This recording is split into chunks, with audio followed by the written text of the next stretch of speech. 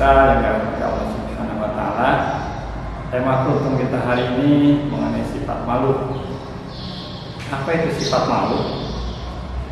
Malu itu sebuah perasaan yang sebenarnya tidak bisa diungkapkan dengan kata-kata. Tapi kita mencoba untuk mendefinisikan malu itu sebagai suatu perasaan yang kurang enak atau tidak senang ketika kita melakukan sesuatu yang dianggap kurang baik, atau bahkan sesuatu yang kurang baik, atau ketika kelemahan kita atau kekurangan kita dilihat oleh orang lain. Kadang kita merasa malu. Terus apa pentingnya rasa malu itu? Rasa malu sangat penting sekali bagi kita sebagai manusia. Kenapa? Ya, karena rasa malu itu adalah pembeda antara kita dengan makhluk lain. Misalnya dengan hewan. Hewan sama sekali tidak memiliki rasa malu. Mereka tidak memakai baju, atau mereka melakukan kesalahan atau terlihat aibnya, mereka tidak pernah merasa malu. Tetapi kita manusia dianugerahi rasa malu. Setiap manusia pasti ada rasa malunya, cuman kadarnya berbeda-beda. Dan rasa malu yang terbaik adalah rasa malu yang dimiliki oleh orang beriman. Karena rasa malu sebagian dari iman. Rasul bersabda, al-haya'u minal iman. Artinya orang beriman sudah pasti memiliki rasa malu. Jika dia tidak memiliki rasa malu, sangat kecil kemungkinan dia memiliki keimanan. Nah, di dalam Islam ini rasa malu itu terbagi 3 macam. Pertama, malu kepada Allah Subhanahu wa taala. Yang kedua, malu kepada orang lain atau kepada sesama manusia. Yang ketiga, malu kepada diri sendiri. Nah, seperti apa rasa malu tersebut? Pertama, malu kepada Allah Subhanahu wa taala. Kita sebagai makhluk yang sangat-sangat banyak sekali dianugerahi nikmat oleh Allah Subhanahu wa taala. Pertama, malu kepada Allah Subhanahu wa taala. Kita sebagai manusia yang banyak sekali dianugerahi nikmat oleh Allah Subhanahu wa taala. Bahkan nikmatnya tidak pernah bisa seorang pun akan menghitungnya. Bahkan dengan alat secanggih apapun tidak akan bisa terhitung. Allah telah menganugerahkan nikmat, rahmatnya, bahkan rahmatnya Allah melebihi daripada dosa-dosa seluruh manusia. Jadi ketika kita melakukan dosa sebanyak apapun, rahmat Allah Subhanahu wa taala akan tetap lebih besar dari dosa kita. Terus apa yang harus kita lakukan? Dengan nikmat-nikmat yang sebanyak itu, sudah seharusnya lah kita beribadah atau mengabdi kepada Allah Subhanahu wa taala dengan sebaik-baiknya. Kenapa? Ya karena itu tadi, kita sudah menerima nikmat. Artinya hak kita sudah Allah berikan begitu banyak, maka kewajiban kita sebagai hamba harus memberikan pengabdian yang terbaik kepada Allah Subhanahu wa taala. Jadi hamba-hamba yang beriman, yang tingkatan imannya lebih tinggi, mereka sangat malu sekali untuk melakukan maksiat kepada Allah Subhanahu wa taala. Bahkan para wali hanya melupakan Allah sedetik saja, dia merasa berdosa, merasa malu. Jadi sepatutnya kita sebagai umat yang beriman harus memiliki rasa malu terhadap Allah Subhanahu wa taala. Baik ketika di tempat yang ramai ataupun di tempat yang sepi. Yang kedua, kita rasa malu kepada orang lain atau sesama manusia. Ini ada orang yang mungkin tidak malu kepada Allah Subhanahu wa taala, anggaplah dia tidak beriman. Tetapi ada orang yang malu jika terlihat oleh orang lain. Ya mungkin dalam beberapa istilah bisa disebut sebagai riya. Ya segala kegiatannya harus dinilai oleh orang lain, bukan karena Allah. Tapi ya satu sisi ya bisa bagus juga. Misalkan ketika ada orang lain nyumbang, misalkan dia tidak nyumbang, dia bukan karena Allah tapi malu.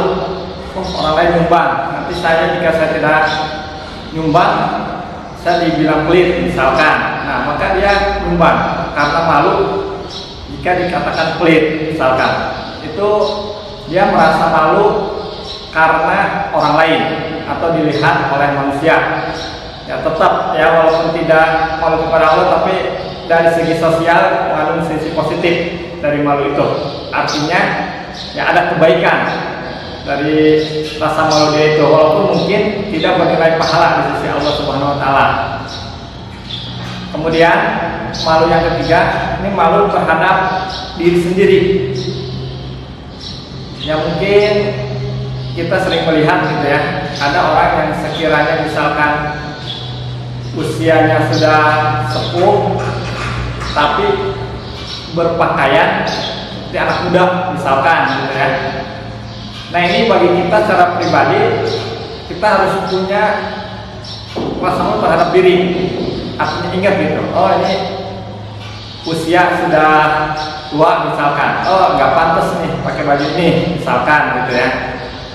Atau hal-hal lain untuk melakukan hal ini misalkan oh sudah tidak pantas karena melihat diri atau usia. Kadang mereka bilang saya berpakaian seperti ini untuk menjaga dari perbuatan maksiat. Seperti apa? Ya, mereka bilang jika saya berpakaian biasa, saya tidak malu melakukan maksiat. Tapi jika saya berpakaian rapi seperti ini, saya akan merasa malu untuk melakukan maksiat. Kalau malunya ya kita nggak tahu juga, malu kepada Allah atau malu kepada manusia. Tapi yang jelas sifat malu ini akan banyak menyelamatkan diri kita dari perbuatan-perbuatan yang tercela. Apalagi jika rasa malu itu dimiliki oleh seorang tokoh atau seorang pejabat, itu lebih penting. Misalnya beberapa waktu lalu pejabat di negara Jepang hanya diisukan korupsi, dia merasa malu dan sudah mengundurkan diri. Baru hanya diisukan. Atau yang terbaru, juru bicara Perdana Menteri Jepang ketika dia ikut makan bersama pengusaha-pengusaha, dia mengundurkan diri. Ada rasa malu, tidak aman terhadap jabatan itu. Nah maka selamatlah negaranya dari korupsi, dari masalah ketidakadilan hukum dan lain sebagainya. Ya mudah-mudahan pejabat-pejabat di negara kita atau di tempat kita tinggal atau tokoh-tokoh masyarakat mempunyai rasa malu seperti itu. Artinya ketika dia memiliki rasa malu, dia akan menyelamatkan banyak orang. Mungkin setingkat pejabat kabupaten dia akan menyelamatkan jutaan orang. Jika dia memiliki rasa malu ketika akan melakukan korupsi misalkan. Ya dia melakukan korupsi memang tidak terlihat oleh orang, tidak terdeteksi KPK.